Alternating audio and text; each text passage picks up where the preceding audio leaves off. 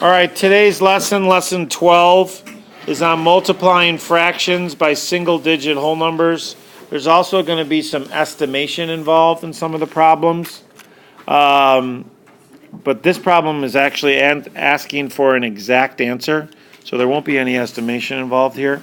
That's really in all of problem 1 in their homework. Number 3 says Tim is painting his storage shed. He buys 4 gallons of white paint. Now, each gallon of white paint is $15.72. So we're going to do that times 4 if we want to know for white paint the total. He also has got blue paint. Blue paint is $21.87, and there's 3 gallons of those. So we have to figure out what these amounts are before we can add them together, because we're looking for how much Tim will spend in all.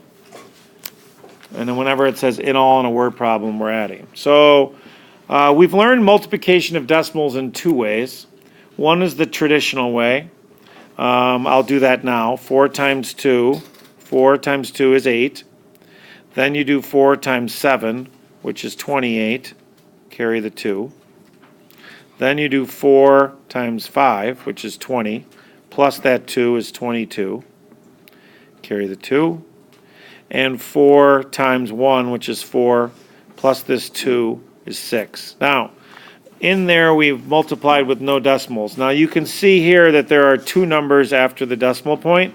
So here you need 2 numbers after the decimal point. So our answer is going to be 6288, and that's for the white paint. Now yesterday, the kids learned another way to multiply. So they can do the traditional way. They can also do the way they learned yesterday, which we call the area model. So they have tens, they have ones, they have tenths, and they have hundredths. 20 times 3 is 60. 3 times 1 is 3. 0.8 times 3 is 24 tenths, or 2.4, and 0.07 times 3 is 21 hundredths, or 0.21. They were taught yesterday to take these 4 numbers, or all the parts, the partial products, and add them up. So I'll take my 60, I'll take my 3, I'll take my 2.4, and I'll take my 0.21, and I'll add them all up. And I get $65.61. So now to figure out what that is in all, I'm going to take my white paint and my blue paint. I'm going to make sure my decimals are lined up and my dollars are with dollars and my cents are with cents. And I'm going to get $128.29.